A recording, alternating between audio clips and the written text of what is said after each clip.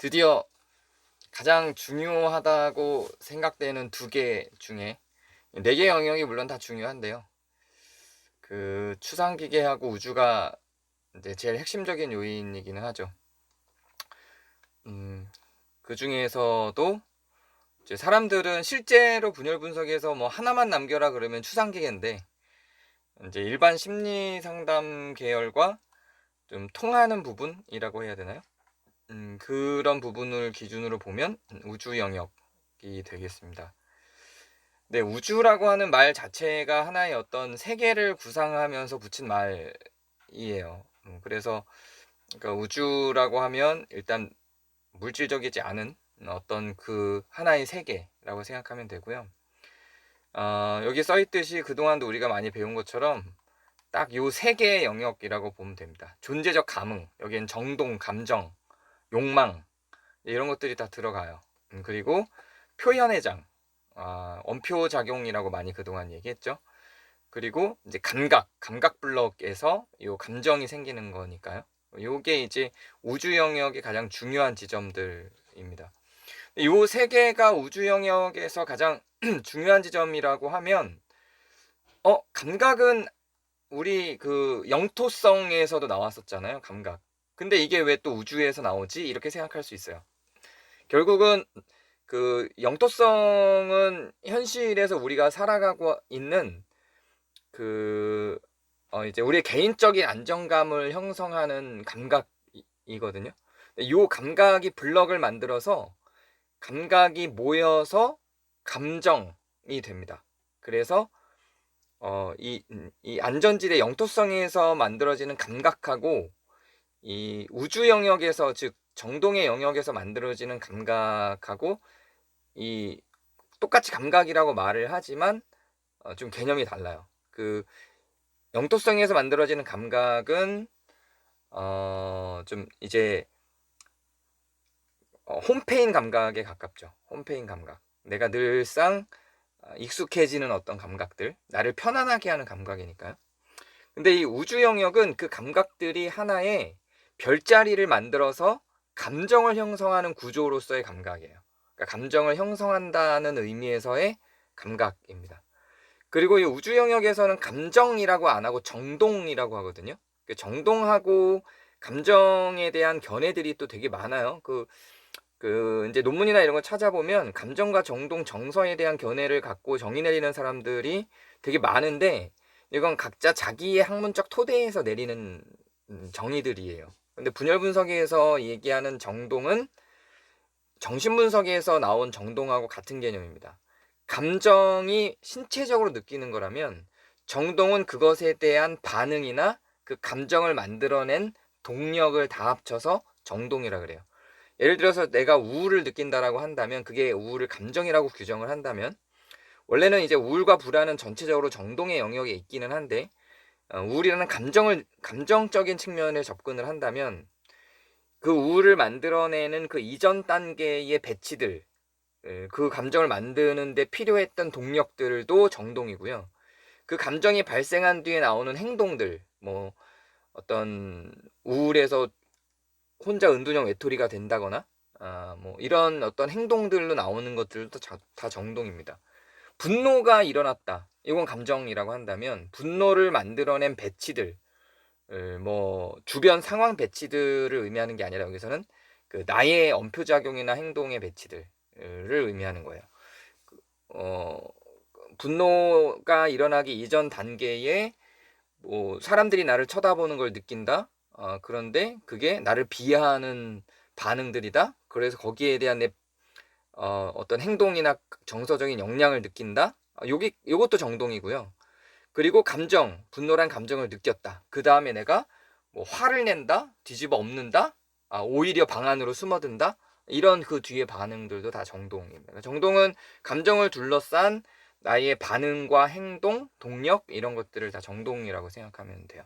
그리고 그것들을 중심으로 한 그 감정을 만들어냈던 내 욕망, 이것도 정동, 이거 비물질적 우주에 들어가요. 그러니까 이 대부분의 감정들은 욕구가 좌절되거나 성취되는 데 따라서 나와요. 욕구가 성취되면 긍정 감정이, 욕구가 좌절되면 부정 감정이 나와요. 욕망과 정동도 그런 의미에서 연관성이 있습니다. 그런 것들도 전부 다 비물질적 우주에 있는 존재적 감흥의 영역이고요. 표현의 장, 언표작용이라고 불리는 그 표현의 장들, 그것들을 내가 감정이나 욕망으로 인해서 그것들을 내가 어떤 표현을 하는지, 이런 것들도 전부 다 비물질적 우주의 개념 중에 하나입니다. 그래서 어쨌든 이 비물질적 우주는 좀 굉장히 개인적인 영역임과 동시에 그 담론성으로 가지 않은 비담론적인 영역이죠. 담론성으로 가지 않는다라고 하는 건 다른 사람들과의 소통의 장으로 가지 않는다는 거예요. 내 안에만 있는다는 거죠. 나의 개인적인 요소, 담론적이지 않다는 거예요. 이게 민주주의냐, 뭐 자본주의냐, 사람들과 소통할 수 있는 어떤 주제가 아니라는 얘기예요. 이게 담론의 영역으로 가는 게 아니라 지극히 개인적인 영역 속에 있다라는 의미에서 비담론적인 영역이죠. 대충 개념이 잡히죠. 그래서 우주가 반드시 뭐 감정이냐 그렇게만도 말할 수 없고요. 욕망이냐 그렇게만도 말할 수가 없어요. 그러니까 그런 것들을 다 포함하고 있는 존재적 감흥이라고 표현하는 게 사실 제일 적절한데, 존재적 감흥이라고 하면 이게 뭔 소리야 이런 생각이 들다 보니 자꾸 설명을 하다 보니까 그럼 감정과 욕망이네요 이렇게 얘기를 하게 되는 거예요. 대체로 맞지만 반드시 또 감정과 욕망이라고만 딱 잘라 말할 수는 없어요. 존재적 감흥이라고 하는 게 제일 정확하기는 합니다. 그러면 왜 또 이게 감정과 욕망이라고만 할 수 없냐? 여기에는 언표작용이라고 하는 표현의 장이 들어가거든요. 왜냐하면 이 감정과 욕망은 대체로 다 표현과 연결이 될 수밖에 없어요. 감정이 힘든데 표현이 안 될 수 없거든요.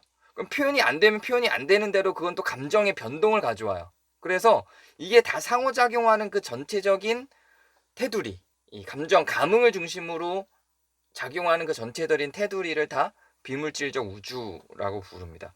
그래서 이 우주도 매끄러운 공간이 있고요, 홈페인 공간들이 있어요. 이 비물질적 우주에도 내가 잘 느끼는 감정, 내가 잘 느끼는 감흥들이 있다는 거예요. 그리고 또 분명히 존재하는데도 불구하고 내가 잘 느끼지 못한 홈페이지 않은 감흥들이 있거든요. 그래서 우주 영역에 들어갈 때는 이것들을 홈페임 가운데로 홈페임에서 매끄러운 공간으로 한번 거쳐야 돼요.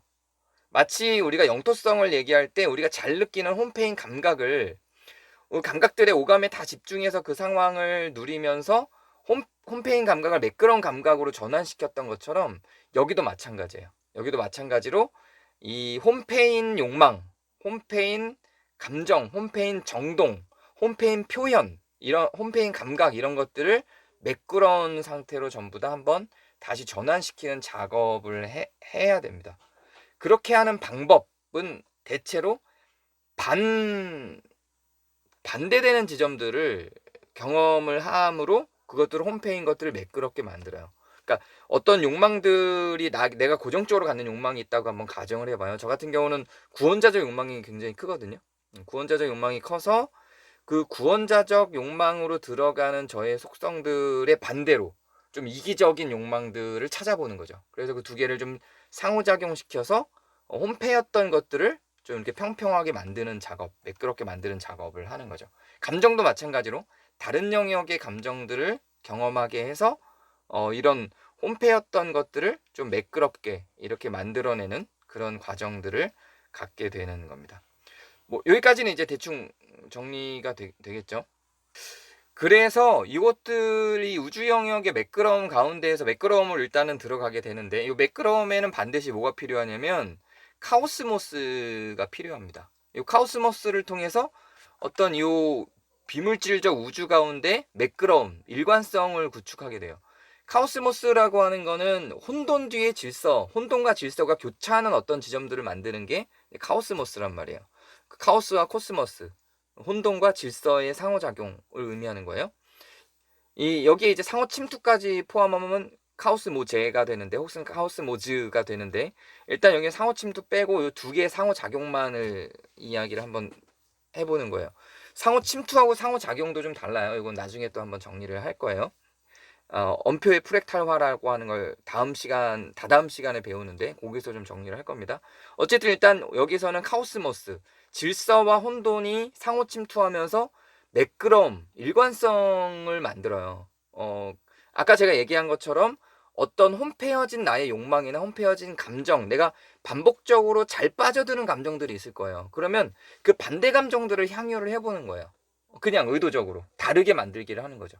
근데 그거를 완전히 전면적으로 이렇게 만드는 게 좀 힘들다. 그러면 10% 룰을 만들어내요. 그래서 조금씩만 다른 감정들을 경험하는 연습을 합니다. 그렇게 해서 내 안에 있는 어떤 그 우울이든 불안이든 분노든 이렇게 잘 빠져드는 나의 홈페인 감정들이 있다면, 그 홈페인 우주가 있다면 그거의 다른 영역들, 다른 감정들을 경험을 해서 좀 매끄럽게 만드는 작업을 하게 되는 거죠. 요게 이제 카오스모스를 통해서 일관성으로 만드는 거예요.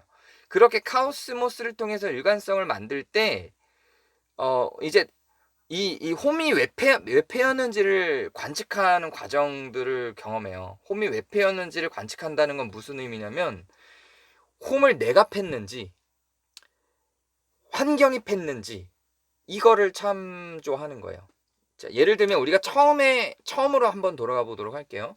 우리가 처음에 이 그 말해진 나와 말하는 나를 구분하는 내용이 있었어요. 말해진 나라고 하는 거는 내가 영향받은 거예요. 나를 만드는 거예요. 말하는 나는 내가 말한 거예요. 이거를 구분하는 게 있었어요. 그러니까 우리가 삶을 살아가면서 우리가 했던 말들, 행동들, 선택들, 우리의 일상, 매일매일의 코드, 뭐 남자친구와 만날 때, 여자친구와 만날 때, 결혼 생활할 때, 뭐 회사에서 행동할 때, 그런 것들을 다 코딩을 하다 보면 내가 하는 건지, 내가 그것들이 환경이나 다른 권력 주체에 의해서 그거를 당하는 건지를 구분하게 되죠. 그래서 말하는 나와 말해진 나를 구분하게 돼요. 요를 조금 더 면밀하게 보는 게 세 가지로 나누는 방법이었는데, 기억들 한번 해주시면 좋을 것 같은데요. 권력의 목소리, 지식의 목소리, 자기 참조의 목소리가 있었어요. 그러니까 권력의 목소리는 내가 나를 그렇게 만들기 위해서 내 주변의 권력들이 뭐라고 나에게 말을 해왔는지를 구성하는 거예요. 그러니까 뭐 이제 예를 들면 어릴 때부터 부모님이 저리 가 있어 뭐 이런 말, 아유 좀 부산스럽게 좀 하지 마, 이런 말을 많이 듣고 자랐다고 생각해봐요. 그럼 나는 굉장히 활발한 사람인데, 원래 막 난리를 피우고 막 소리 지르고 막 가만히 못 있고 에너지가 막 넘치는 사람인데, 저리 가, 가만히 좀 있어, 소리 지르지 마, 이런 거를 많이 들었다고 생각을 해봐요. 그럼 그 권력의 목소리는 가만히 있어, 소리 지르지 마, 큰 소리 내지 마, 조용히 해, 이런 게 권력의 목소리예요. 지식의 목소리는 그게 나에게 내사된 목소리예요. 그걸 듣고 나는 어떻게 결정했는지. 그 지식의 목소리를 형성할 때 양방향으로 크게 두 개로 나눠질 수 있어요. 내 그 지식의 그 권력의 목소리가 나한테 들어와서 조용히 해야지, 말하지 말아야지, 이렇게 반응할 수도 있고요. 엄마가 나에게 관심을 안 두네, 더 해갖고 나에게 관심을 갖게 만들어야지, 그래서 랄라랄라라 이러던 사람이 막 조용히 있어 저리 가 이러면 왜 이러면서 더 막 부산스럽게 만들어 버리는 거예요. 그러면서 오히려 반대로 그 권력의 목소리의 반대 방향으로 갈 수도 있죠. 어떤 형태로 가든 그 권력의 목소리가 어떻게 나에게 내사돼 들어왔는지, 내 마음 가운데 나로 어떻게 자리 잡아 냈는지를 확인하는 거예요. 그게 바로 이제 지식의 목소리, 나를 내사시키는 거, 권력의 목소리가 나에게 어떻게 내사됐는가. 그리고 요거를 제거하고 진짜로 내가 선택해서 내가 주도하고 내가 만들어낸 내 목소리들이 있어요. 그게 자기 참조의 목소리예요. 요거를 구분하는 겁니다. 여기에서 감정이 홈패였다라고 하는 게 자기 참조로 홈입한 건지, 지식의 목소리로 홈입한 건지, 권력의 목소리로 홈입한 건지, 이거를 봐야 돼요. 그래서 이것들을 전체적으로, 그러면 나머지는 다 팽개치고 자기 참조 목소리로만 다시 홈을 파는 건 좋은 거냐? 그것도 좋지 않아요. 분열 분석에서는 그렇게 하면, 정신 분석에서는 그렇게 추구를 해요. 자기 참조의 목소리를 찾아서 자기 참조의 목소리만 내게 하는 게 정신 분석이라면, 분열 분석은 이 자기 참조의 목소리, 지식의 목소리, 권력의 목소리를 다 평탄화시킵니다. 완전히 다 제로 베이스로 동일하게 일관성 있게 만들어 버려요. 그리고 나서 다시 뭔가를 시작해내는 거예요. 그게 이제 그 분열 분석의 기초 단위예요. 그게 바로 우주의 매끄러운 상태로 만드는 겁니다. 그래서 이전에 갖고 있었던 이런 분리성, 차이, 이런 게 전부 다 제한적으로 만들어내는 거죠. 그 다음에 정리를 해야 되는 게 뭐냐면, 분리 가능성이에요. 분리 가능성. 요것도 기호의 에너지화에 나왔던 표현인데 분리 불가능성과 분리 가능성이 있었어요. 기억을 한번 떠올려 주세요. 분리 불가능성이라고 하는 건 나의 최소단이라고 생각하는 어떤 것이었어요. 예를 들면 나의 창조성, 나의 예술가적 기질 이런 건 분리 불가능성. 이거 자체가 나야. 이게 이제 분리 불가능성이에요. 이것도 이런 것도 분리 불가능성이에요. 만약에 이제 제 아내와 내 아내하고 나는 분리 불가능성이야. 절대로 우리는 분리할 수 없어. 우리는 하나야. 왜냐면 우리는 사랑하니까. 이런 것도 분리 불가능성이에요. 종교가 있는 사람들은 절대로 이건 분리 불가능성이라고 보죠. 종교심이 강한 사람일수록 신과 나는 분리 불가능성이야. 신앙은 나에게 분리 불가능성이야. 자본주의는 나에게 분리 불가능성이야. 이런 뭔가가 있어요. 내 안에 있는 어떤 분리 불가능성이 있는데 요 분리 불가능성을 분리 가능성으로 전환시키는 걸 우리 예전에 배운 거 한번 떠올려 주세요. 이걸 뭐라 그랬는지 혹시 기억나시는 분 있나요? 이걸 양화라고 했습니다. 양화. 분리 불가능성을 분리시키는 작업. 그래서 요걸 분리시켜서 표면화 시키는 것. 근데 그럼 분리했다고 분리가 목적이냐? 아니에요. 분리한 걸 다시 분리 불가능성처럼 다시 환원시킬 수 있고 다시 분리할 수도 있고 요 유동성이 중요한 겁니다. 절대 분리할 수 없어. 분리 불가능성도 안 좋고요. 분리된 채로 살아가는 것도 안 좋아요. 유동적인 게 좋다는 거예요.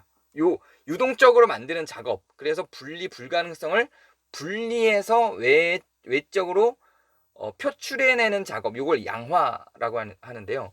요 양화 과정, 즉 분리 불가능성을 분리 가능성으로 만들 때 에너지가 나옵니다. 요때 에너지가 소모가 되기 때문에 이걸 힘들어하고 싫어해요, 사람들이. 근데 이게 에너지가 다시 모여서 또 에너지를 새로 생산하는 에너지가 돼요. 예를 좀 들어볼게요.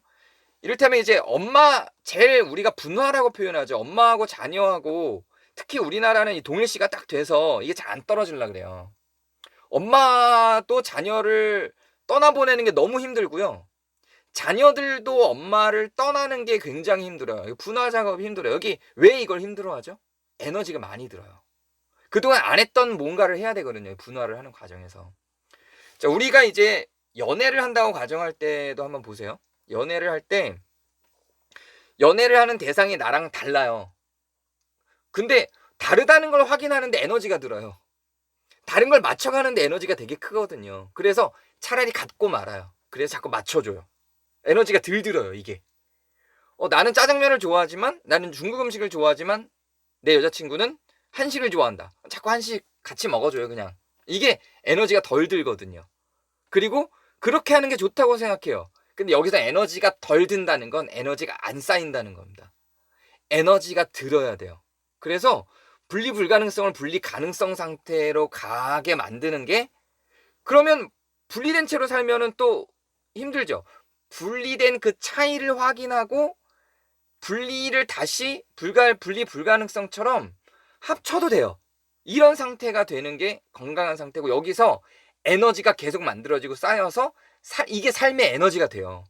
그래서 분리 불가능성과 분리 가능성이 계속해서 왔다 갔다 하면서 에너지를 산출해내는 게 삶이에요.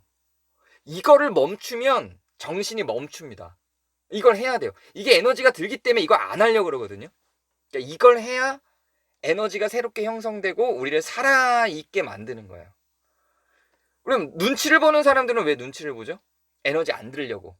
에너지 안 들이기 위해서 눈치를 보다가 내 에너지가 없어져요. 이해가 되죠? 나를 표현해야 돼요. 그래서 눈치를 보지 말고 나는 이래. 그러나 나는 너에게 맞출 수 있어. 이렇게 가는 게 좋지. 나도 너와 같아. 이렇게 가는 게 오히려 안 좋다는 거예요. 차이를 먼저 확인하고 분리를 먼저 확인하고 분리 가능한 상태에서 다시 리좀적으로 상호작용하고 서로 하나가 되는 게 훨씬 더 하나처럼 살아가는 게, 차이를 먼저 확인하고 분리가 먼저 있고 나서 그 다음 연결 접속이 오는 게 이제 분열 분석 입장에서는 더 건강한 정신을 만드는 것이라고, 더 존재적 감흥에 더 좋다라고 보는 거죠. 그 분리 가능성에는 이제 두 가지 분리 가능성이 있는데요. 모듈의 분리 가능성, 이 모듈이라고 하는 건 정해진 어떤 형식들의 분리 가능성이에요. 이거는 고정된 경계가 있어요. 명확한 구분이 있어요. 나는 한식집을 가고 싶고 쟤는 양식집을 가고 싶어. 이건 명확한 모듈이 있는 분리 가능성이죠. 이런 것들은 이해하기 쉬워요. 근데 되게 어려운 게 뭐냐면 우주의 분리 가능성이에요. 감정적인 분리 가능성. 이게 굉장히 힘들죠. 예를 들면 나 지금 너무 슬퍼. 여기에서 공감과 동감의 차이가 발생해요. 나는 너무 슬퍼 그랬는데 너 슬프구나. 이거를 나와 같이 너도 슬프다고 받아들이는 게 이제 불가능성이죠.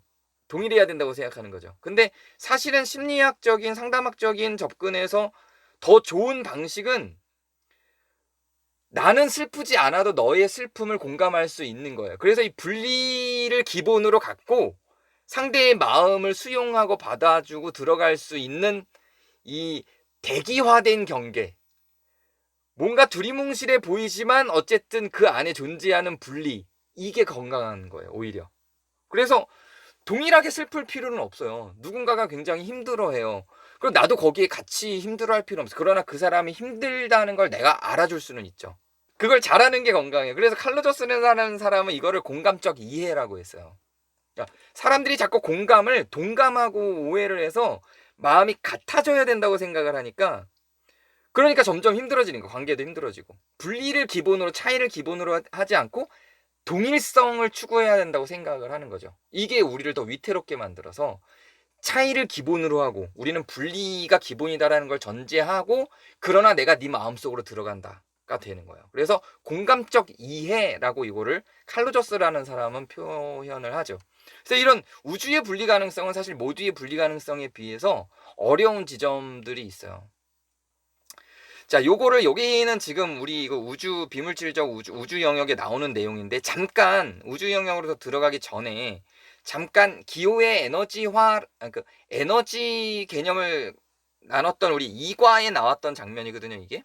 그걸로 잠깐 돌아갔다 와야 돼요. 왜냐면 이 우주 영역에는 정동에 대해서 설명을 잠깐 하고 지나가요. 왜냐면 그게 너무 당연한 거고 앞장에서 이미 설명을 했기 때문에 안 하는 거예요. 그래서 여기서 정동에 대해서 우주 영역에 있는 정동에 대해서 많이 설명을 했기 때문에 이걸 기본으로 깔고 우주 영역으로 바로 들어가서 정동에 대한 설명이 없어요. 우주 영역에 잠깐 있어요. 왜냐하면 여기서 설명했기 때문이지 우주 영역의 정동을 설명 안 해도 되기 때문이 아니에요. 그래서 여기서 잠깐 설명을 하고 지나갈게요.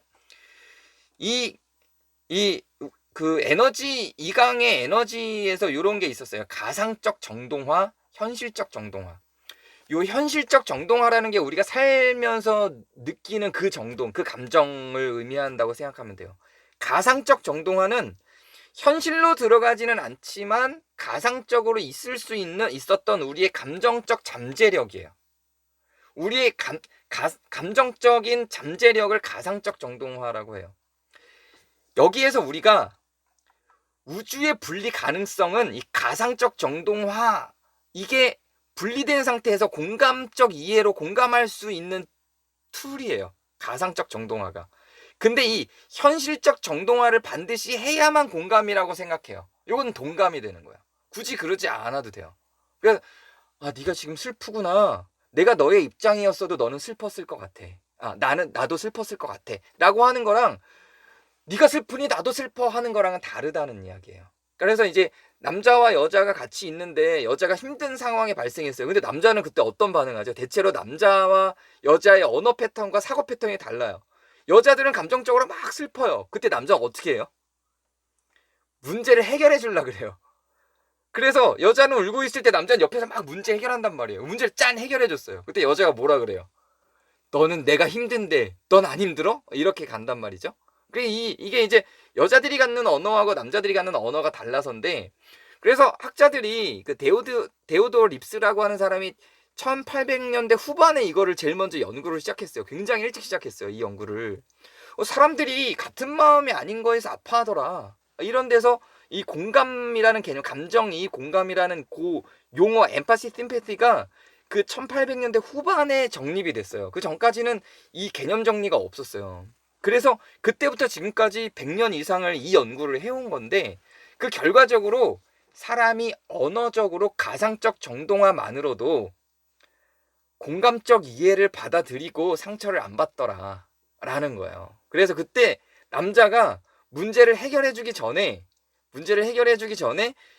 여자는 현실적 정동화를 원한다고 남자는 생각하는데 아니에요. 가상적 정동화로 돼요.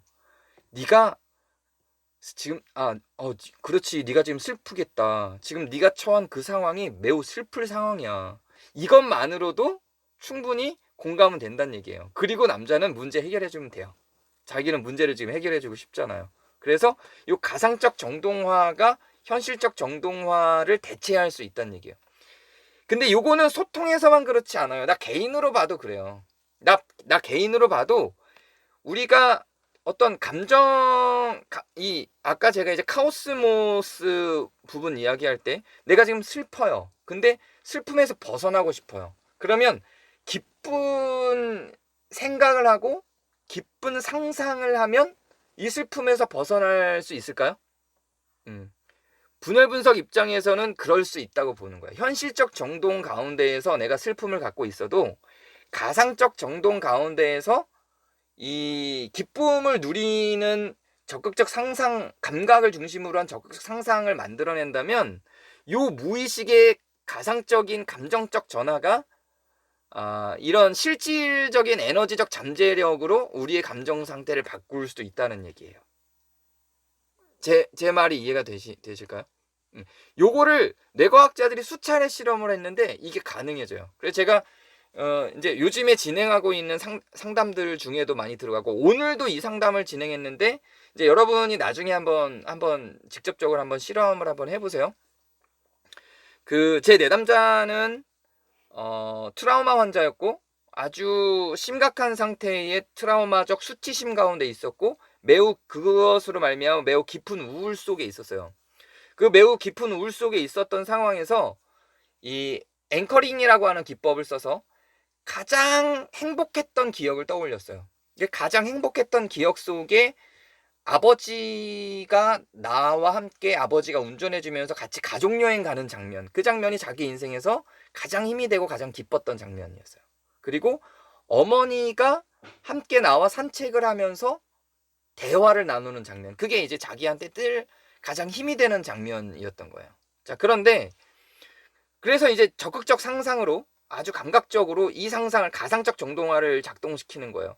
지금 혼자서 너무 우울하고 슬프고 수치심이 있는 상황인데 이걸 어떻게 하면 벗어날 수 있을까? 눈을 감고 구체적으로 상상해야 돼요. 아주 면밀하게, 세밀하게.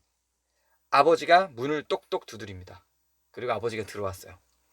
그 예전에 앵커링이라고 하는 게 이제 배가 가다가 바다 위에서 정박하기 위해서 닷을 딱 내리면 이 배가 안 움직이는 상태에서 그 닷을 내리는 행위를 앵커링이라고 해요. 이 닷을 내리는 작업을 하는 거예요. 그 이 사람의 앵커링이 엄마와 함께 산책하는 거, 그러면서 대화하는 거, 아빠와 함께 산책하면서 그러면서 아빠와 함께 운전하고 여행 가는 거, 그러면서 대화하는 거, 요게 이제 그 사람의 앵커링 기억인데 그 지금의 우울한 이 순간에 눈을 감고 그때를 떠올려서 아버지가 똑똑 두드렸어요. 문 열었더니 아버지가 들어왔어요. 자, 어떻게 하면 그 아버지가 뭐라고 말하면 당신을 수치심으로부터, 그 우울로부터, 슬픔으로부터 벗어나게 할까요? 그러면서 거기 그 상상에 나오는 둘의 대화를 하나하나 그때 피부의 느낌은 어땠고 뭐가 보였고 어떤 말이 들렸고 아버지 뭐라 그랬고 나는 뭐라고 대답했고 이거를 하나하나 면밀히 가져갑니다. 어머니하고도 엄마가 와서 야 우리 산책 갈까? 이래서 산책 가서 있었던 그때의 바람 느낌 이런 것들을 다 떠올리면서 느끼는 거예요. 그리고 엄마와 나눈 대화를 그냥 두리뭉실 그때 그랬지가 아니라 하나하나 기억하면서 내가 처해진 이 상황에서의 수치심과 우울함을 엄마와 아빠가 원래 하던 엄마 아빠 방식으로 면밀하게 위로해주는 장면들을 적극적으로 상상하는 거죠. 그 모든 감각으로 체화를 하는 거예요. 그렇게 만들어낸 그 가상적 정동화가 진행하고 나니까 우울도가 떨어지고 마음이 편안해져요. 요 실험은 이제 뇌과학자들이 제가 소개시켜 드렸던 그 가상의 힘과 같은 그 책도 그렇고 그 외에도 다른 논문들에도 굉장히 많이 등장을 하는 내용들, 가상적 정동화 자체가. 그리고 이거는 근데 처음에 한다고 한 번에 딱 되지는 않아요. 이거 우리도 이제 뇌에 길이 나야 되거든요. 처음에 할 때는 미비해요. 이게 뭐야? 이 정도예요. 근데 그걸 한 번, 두 번 계속 하다 보면 그 가상의 힘이 자리를 잡아요. 그, 어, 요즘에 상담하기에서 아주 많이 하는 것 중에 하나가 마음 챙김이라는 게 있어요. 그 마음 챙김이 이제 이런 거예요. 우리의 감각을 활성화시키기 위해서 조용히 눈을 감고 음악 틀고 명상을 하면서 이 건포도 같이 느끼게 향을 맡게 되기 힘든 그런 작은 과일이나 작은 음식들을 향도 맡고 피부로 느껴보고 뭐 살짝 맛도 보고 하면서 오감을 깨게 만들면서 감각을 좀 살려내는 작업을 하고, 우리가 처한 그 상황 속으로 그 감각을 갖고 들어가고 뭐 이런 여러 가지 작업을 하는 거예요. 분열 분석이 영토성 작업, 영토성에서의 그 감각의 매끄러움화를 만드는 거랑 좀 비슷해요, 작업이. 그런 그 마음 챙김이 우리나라에 처음 들어올 당시에 제가 한 4박 5일로 그 마음 챙김 참여를 했었어요. 근데 처음에 그거 참여했던 다른 여자분들은 막 울어요 하면서.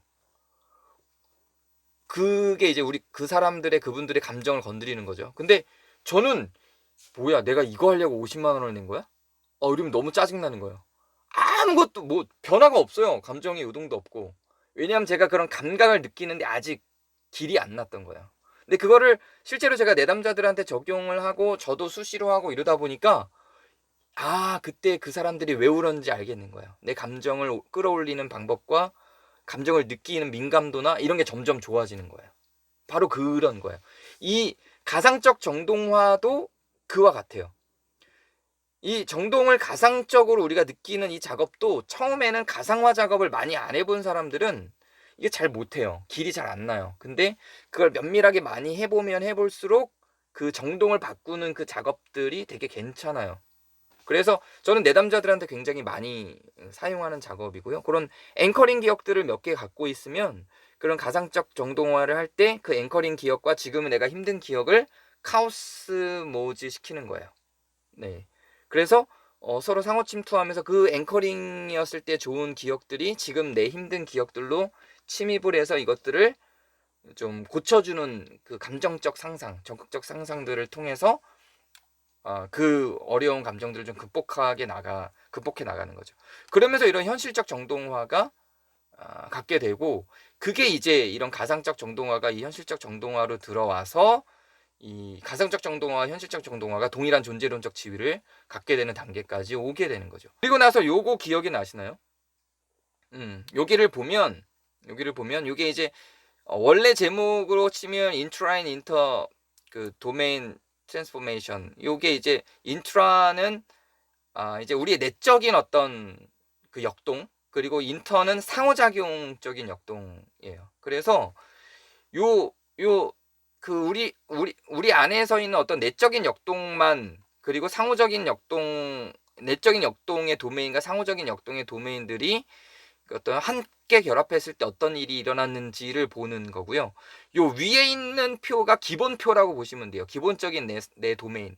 그게 다른 도메인이 그 도메인으로 끼어들 때 어떤 일이 일어나는지를 보는 거고, 요 사이에서는 다른 도메인과 기본 도메인이 만나면, 이것도 예전에 했던 강의여서 그 에너지 때 텐서가 작동을 해요. 예를 들면 지금 나는 너무 굉장히 안정적이에요. 안정적이고 나 혼자 집에 이렇게 있는 게 제일 좋아요, 늘. 근데 그 영토에, 안정적인 내 영토에 다른 새로운 감정들이 끼어들면 그걸 안 받아들이려고 그러죠. 근데 그걸 받아들이는 작업을 하려면 긴장이 발생한다고요. 그러면서 에너지 소모가 일어나죠. 그런 걸 텐서라고 했어요. 그래서 그때 이거 설명했던 내용들인데, F 대 F만 만나면 그냥 합성이고, 추상기계가 F를 만나면 이게 이제 SE라고 그때 제가 정리를 했던 거, 시스테믹 이펙트. 그래서 어떤 체계적인 어떤 효과를 발생한다고 했죠. 실제로 우리가 이 작업은 했죠. 흐름에 있었던 우리의 사건들을 추상기계 속에서 변형시켜서 바꾸는 작업을 했죠. 그래서 어떤 그 시스테믹 이펙트를 만들어냈었어요. 기억들 나시나요? 예를 들었던 게, 우리가 실험을 했던 게 이거였어요. 그 맞던 아들이 아버지가 또 때리려고 할 때 그걸 어떻게 할지를 추상기계 속에서 돌려서 다시 흐름 속으로 보내서 추상기계에서 상상한 거, 아버지가 때리려고 할 때 막으면서 때리지 마세요라고 하는 걸 상상만 했는데 그 상상만 했던 거를 흐름 속에서 실제로 해봤더니 변화가 있었다라고 하는 그런 내용들이에요. 그렇게 하려면 당연히 텐서가 작동을 하겠죠. 이런 식의 건데 이건 그때 했으니까 전체적으로 넘어가고, 중요하게 볼 건 이것만 한번 보죠. 비물질적 우주와 요 영토의 만남에서 이 오픈 스트럭처럴 어펙트라고 했어요. 열린 감정, 열린 정서, 열린 구조적 정서가 발생하는 요거를 SA라고 했어요. 이게 뭐냐면 정서적인 내 상태, 감정, 욕망, 이 존재론적 감흥, 이런 것들을 다 고려한 가상의 상태예요. 가상의 상태. 요 가상의 상태 속에 이 내 안전지대 영역이 끼어드는 거예요. 여기서만 있으면 요건 SA였다고요. 여기서만 있으면 요 SA는 감정 반응만 일으키는, 감각적인 감정만 일으키는 상태였어요. 여기서는 멈추면 안 되고 우리가 어디로 가야 된다고 했냐면 SE로 가야 된다고 했어요. 기억나시나요? SA에서 SE로 가야 된다고 했어요. 왜 SE는 뭐였냐면 실제로 흘려보내는 상태였어요. 효과가 발생하는 상태. 그래서 여기는 감각이 감정을 만드는 상태고, 이건 감각이 센서티브가 이펙트, 효과를 만드는 상태. 그래서 우리는 SA에서만 멈추면 안 되고 요 SE로 가야 된다라고 했던 게 우리 에너지론 2강에서 나왔었어요. 기억이 안 나신다면 지금 듣고 정리를 해주셔야 돼요. 무슨 말이냐면 지금 우리가 가상적 정동화와 현실적 정동화 구분을 했듯이 이렇게 마음속에서 감정을 만드는 거는 가능하죠. 네. 요거는 이제 가능하다는 걸 알았죠. 제가 설명을 해서 요렇게 만드는 건 여기서만 있는 거예요. 여기서만 끝내면 안 되고, 이거를 내가 가상적 정동화를 했더니 현실적 정동화에 와서 내 마음이 좀 편안해졌어, 끝, 이러면 안 된다고요. 이러면 안 되고 이걸 반드시 어디로 끌고 가야 돼요? 추상기계 거쳐서 흐름으로도 끌고 가야 된다고요. 그래서 이게 실제로 시스테믹, 체계적으로 우리의 삶에서 이펙트 효과를 만들어내야 돼요. 여기서만 멈추면 안 돼요. 여기까지 가야 된다라는 내용을 그때 에너지론 때 정리를 했었죠. 그래서 비물질적 우주와 영토와 추상기계와 흐름이 다 만나야 하나의 완결된 어떤 과제를 하는 겁니다. 그래서 오늘 우리가 우주를 다룬다고 해서 가상적 정동화와 현실적 정동화만 하면 안 되고, 결국 이 가상적 정동화와 현실적 정동화는 무엇을 위해서 존재하는 거냐면 여기 SE, 시스테믹 이펙트를 위해서 존재하는 거예요. 실제로 우리의 삶을 변화시키기 위해서 존재하는 거지, 감정만 다루는 걸로는 이 분열 분석을 잘못 적용한 겁니다. 그러니까 가상적 정동화는 답이 아니란 얘기예요. 여기서 끝내면 안 되고 어디로? 이 담론적 영역으로, 타자들과 교류하는 세계로 가서 이거를 실제로 구조를, 내 삶의 구조를 바꾸는 데 영향을 줘야 이게 분열 분석이 완결되게 돌아가는 거예요. 그러니까 이 비물질적 우주는 사실상 비물질적 우주 자체로는 큰 의미가 없어요. 내 감정이 아무리 지금 편안해졌다고 해도 이건 반드시 흐름 가운데로 보내야 합니다. 그래서 흐름 가운데로 보내서 흐름에서 작동을 해야 돼요. 그때 이제 가상적 정동화를 통해서 그 현장에서 현실적 정동화를 바꾼 것만으로는 끝나지 않고, 그 경험을 토대로, 그 감정과 그 경험을 토대로 그렇게 만들어내는 그런 우울하고 수치심이 만들어지는 감정을 만드는 그 현장도 변화를 시켜야 되는 거예요. 그렇게 그 현장을 변화시키지 않을 거면, 그 배치를 실제로 바꾸는 작업을 하지 않을 거라면 이 가상적 정동화는 의미가 없다는 거죠. 그러니까 정동화 자체는 힘이 없어요. 내 일상이 바뀌지 않으면, 흐름이 바뀌지 않으면, 정동화를 아무리 작업을 해도 일상이 바뀌지 않으면 그건 다시 반복됩니다. 배치를 반드시 바꿔야 돼요. 그게 분열 분석의 목적이에요. 그러니까 이제 이 분열 분석, 그 인지치료 개념에서 나오는 인지치료 방식의 마음 챙김 같은 거는, 전에 제가 이것도 강의 때 한번 말씀을 드렸는데, 그 마음 챙김을 잘하는 선불교 출신의 어떤 학자가 마음 챙김의 배신이라는 책을 썼어요. 기억나시나요? 그때 제가 얘기를 한번 했는데, 그 마음 챙김이 배신이라는 책 내용이 뭐냐면, 마음 챙김만 계속 하라고 반복하는 건 마음 챙김에서 우리 마음을 다스려 놓고 나를 가해하는 사람들 속에 들어가서 또 가해를 받고 또 와서 내 마음 챙김 나만 고치고 저 가해하는 사람은 계속 나를 가해하고 나는 여기에서 계속 가해받아서 힘든 마음을 다스리기만 하고 이게 마음 챙김이냐?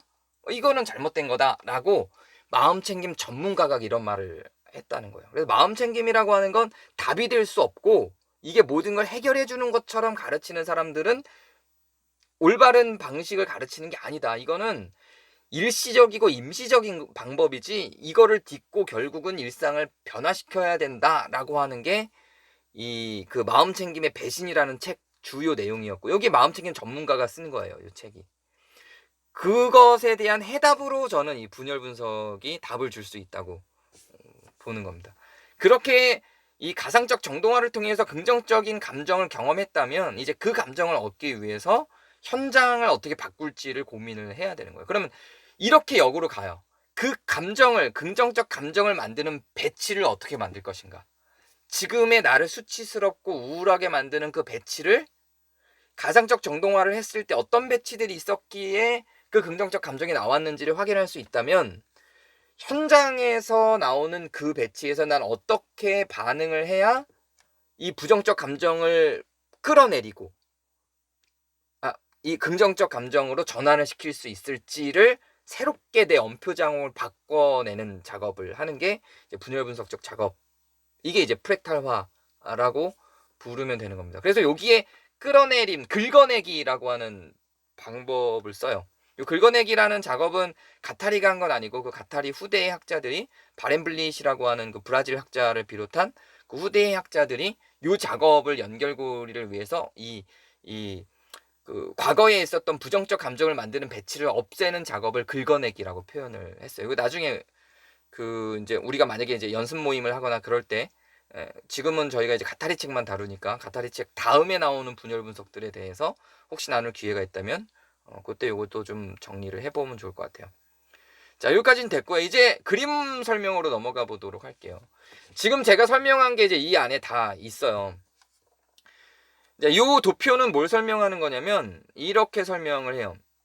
일관성의 구도를 어떻게 만드는가, 그러니까 기관 없는 신체를 어떻게 만드는가라고 보시면 돼요.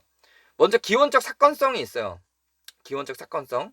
이 기원적 사건성을 제가 예를 들던 그 맞는 아이로 가볼게요. 기원적 사건성은 맞는 거죠, 맞는 거. 아버지한테 맞는 거. 이게 기원적 사건성이라고 봐요. 근데 그 사건성이 늘 일관적이지는 않아요. 뭐 몽둥이로 때렸다가 손으로 때렸다가 뭐 소리를 질렀다가 여러 가지로 이런 사건들이 반복이 되는데 동일한 반복이 아니라 차이를 갖는 반복이죠. 그 차이를 갖는 반복이라는 의미로 이렇게 지그재그로 실선이 나왔어요. 그러다가 저하고 상담을 해서 가상판을 하나 만들죠. 어떻게 하면 이걸 바꿀 수 있을까? 이 가상판을 만들어요.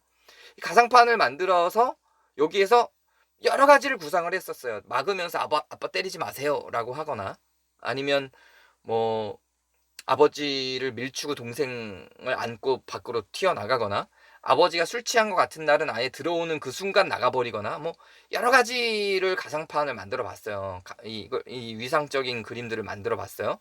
근데 그런 이런 가상판 1, 2, 3, 4, 이 n차 가상판들, 무한대의 가상판들을 수많은 상상들을 같이 한 거예요. 근데 이 수많은 상상들을 할 때 그냥 두리뭉실 하나만 한 게 아니라 구체적으로 아주 면밀하게 그때 너는 어디로 숨을 거야? 난 구석으로 늘 숨었는데. 구석으로 간 이유가 뭐야? 잘 못 때려요, 구석으로 가면. 근데 구석으로 가면은 잘 안 맞기도 하지만 네가 반항하기도 힘들지. 뭐 해서 뭐 여러 가지 상상들을 한 거죠. 가출을 해버리는 거, 뭐 친구들을 데리고 오는 거, 별별별 상상을 다 하다가 내 그 상상의 개념들을 뭘로 측정을 하냐면 비물질적 우주로 끌고 갑니다. 비물질적 우주로. 이 상상을 했을 때 이 비물질적 우주에는 여기 세타 1, 2, 3가 있죠. 세타가 있어요. 이 세타는 시간성에서 나오는 가상을 세타라고 해요. 요 파이 이 추상기계의 의미의 파이하고 세타하고 모양은 좀 비슷하죠. 근데 다르죠. 이거는 파이고 이건 세타거든요.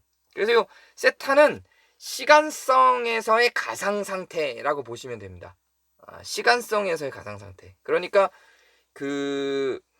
내가 어제 이 일을, 그러니까 오늘 새로운 가상 상황을 오늘 실천한다. 내일 실천한다. 이렇게 봐도 되고, 어쨌든 시간이라고 하는 건 변화를 구성하거든요. 오늘의 여러분과 내일의 여러분은 다르죠. 시간이라고 하는 건 변화를 만들어내요. 그래서 변화를 만들어내는 비물질적 우주, 정동이나 욕망의 차이와 변화를 만들어내는 걸 포함시킨 가상성이라고 하는 의미가 이 세타예요. 그래서 그런 것들을 감정을 중심, 이렇게 했을 때 내 욕망과 내 감정이 가장 잘 해소가 될지, 저렇게 했을 때 이 파이 원, 추상기계 원이었을 때, 그러니까 아버지가 나를 때리는 걸 때리지 마세요라고 했을 때 내가 가장 욕망과 정동이 가장 괜찮을지, 아니면 이 안에 이걸 다 접목시켜 보는 거죠. 요 가상적 정동화를 다 접목시켜 보는 거예요. 아니면 내가 아버지를 밀치고 동생하고 도망 나갔을 때 그게 가장 클지, 욕망과 감정이 가장 괜찮을지, 이런 것들을 다 면밀하게 여기를 거쳐보는 거예요. 그래서 결국 비물질적 우주하고 추상기계적 계통은 떨어뜨려야 떨어뜨릴 수 없는 관계 속에 있어요. 요때 다만 조심할 건 뭐냐면, 이 감정이, 이 정동과 욕망이 평활화가 돼야 돼요. 스무딩 오브 유니버스가 돼야 돼요. 이게 평활화가 돼야 돼요. 내가 늘 느끼는 감정만 반복적으로 또 느끼게는 상상해봐야 의미가 없어요. 다른 것들을 해보는 거예요. 완전히 반대가 힘들면 10%라도 바꿔서 그렇게 여러 가지 상황들을 그려보고, 그 중에 내 정동과 내 욕망을 중심으로 추상기계를 돌려봤더니 이 가능성의 위상들을 봤더니 파이 3이 제일 좋아요. 이렇게 그게 결정했으면 그거를 실행해 보는 거죠. 이런 수많은 경험들을 통해서 이 모든 가능성들, 내 모든 감각들, 그동안 내가 고정했던 것들을 다 평활하게 만드는 작업이 바로 이 일관성의 평면에 오게 되는 겁니다. 요 그림은 이해가 되시죠? 네. 요거, 네, 질문들은 좀 이따가 해도 급한 건 아닌 것 같아서 좀 이따가 답변할게요. 그리고 두 번째, 요거는 뭐냐면, 요거는 이제 잘 보시면 밑에는 똑같죠. 근데 똑같은 아까 그 위에 있는 이 그림이 두 개 다 이 그림이라고 보시면 돼요. 이 두 개 다 이 그림인데, 첫 번째 그림과 두 번째 그림, 이 두 그림이 좀 멀리 떨어져 있죠. 이게 멀리 떨어져 있죠. 이게 교차되는 게 없어요. 이 파이 1과 파이 2가 교차되는 게 없어요. 지금 멀리 떨어져 있어요. 이거는 실현 불가능한 거예요. 우리가 이제 생각을 떠올릴 때 그렇다는 거예요. 생각을 떠올릴 때, 가상적으로 그림을 가져볼 때, 아버지가 나를 때리려고 할 때 그게 실제라고 한다면, 파이 1이 지금 실제인 거예요. 늘 반복되는 파이 1이 아빠가 나를 때려서 내가 맞는 게 파이 1이라고 한다면 어떻게 반응할까라고 했을 때, 파이 2는 아빠를 내가 죽인다, 뭐 이렇게 되는 거예요. 그러면 이거는 너무 실현 불가능하니까 이게 잠재성이 그만큼 간격이 큰, 잠재성이 별로 없는 거예요. 잠재성 거리가 매우 멀어요. 그래서 무한 마이너스죠. 이거 움직일 수가 없어요. 이거는 할 수가 없어요. 그럼 생각할 게 너무 많아요. 만약에 내가 아버지를 죽이려면 칼을 들고 찔러야 되는데 찌를 수는 있는지, 그 뒤에 경찰들이 왔을 때 이거 수습은 될지, 그럼 난 감옥에 가야 되는데 내 동생은 어떻게 할지, 뭐 이게 너무 멀단 말이죠. 이런 말도 안 되는 상상, 내 잠재성으로 커버가 안 되는 가상 상황을 표현하는 거예요. 이거는 이 잠재성이 내 안에 이걸 해낼 수 있는, 면밀히 감각적으로 다 고민해야 되는 이유가 뭐냐면, 내 안에 그거를 해낼 수 있는 능력이 있는지, 그 잠재성이 있는지를 봐야 되거든요. 근데 아무리 생각해봐도 내가 아버지를 죽였다고 가정할 때 그거를 내가 다 감당할 그 죄책감과 이런 걸 다 감당할 어떤 그런 잠재성은 나한테 없어요. 가능하지 않아요. 그래, 이건 거리가 멀어서 이거는 안 되는 거예요. 이해되죠? 요 그림은 예전에 봤기 때문에 그냥 지나갈게요. 부정적 결정 가능성, 긍정적 결정 가능성, 요 두 개를 다 교차해서 본다는 거고, 네, 요거는 이제 예전에 많이 봤던 그림이라. 자, 그래서 요 그림으로 한번 넘어가 볼게요. 이제 요거 좀 이따 다시 와서, 요거는 이제 설명한 거예요. 분리의 속도, 이게 분리의 속도예요. 잠재성이 너무 나랑 거리가 멀어요. 잠재성이 없어요. 이게 지금 분리의 속도예요. 요 관계의 속도로 한번 가볼게요. 관계의 속도로. 여기를 가보면 첫 번째 지금 내 상태의 그림 요 하나. 이거랑 옆에 있는 새로 생각한 이 상태는 딱 맞고 아버지 하지 마세요라고 하는 게 요 잠재성의 크기가 교차가 돼요. 가능성 요만큼 있는데 이 고차되는 범위가 있는 거예요. 그러면 요건 이제 해볼 만한 거죠. 이게 결정 가능성에 이행이 가능한 거예요. 이거를 이만큼 끌어들이는 거죠. 그래서 요거 교차되는 지점을 중심으로 뭔가 코드를 재구성할 수 있겠다 싶은 데까지 오는 거죠. 요 그림하고의 차이를 이해가 되시겠죠? 그래서 처음에 이 가상적 정동화를 만들 때는 이렇게 멀어져 있던 것들을 하나하나 감각 중심으로 구성을 해서 여기까지 끌고 오는 거예요. 여기까지 끌고 와서 수많은 판들, 이 수많은 판들을 거치고 이렇게 가능한 판들을 끌고 오는 거죠.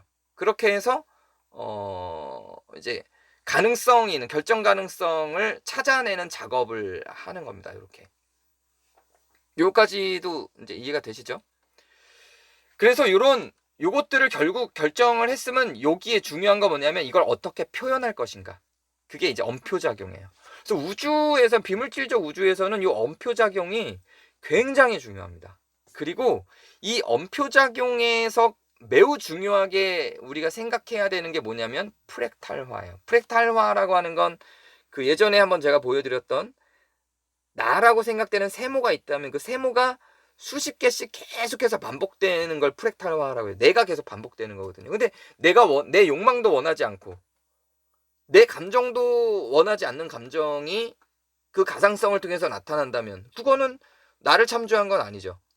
그래서 그거는 굳이 그게 상담사가 원해서 이게 맞는 거야 라고 한다고 해서 그걸 할 필요는 없어요. 그거는 이 엄표작용을 고민하고 끌고 왔을 때 이 프랙탈화가 촉발되어야 내가 거기 들어가서 나를 참조로 한 그림들이 가져야 그게 의미가 있는 거예요.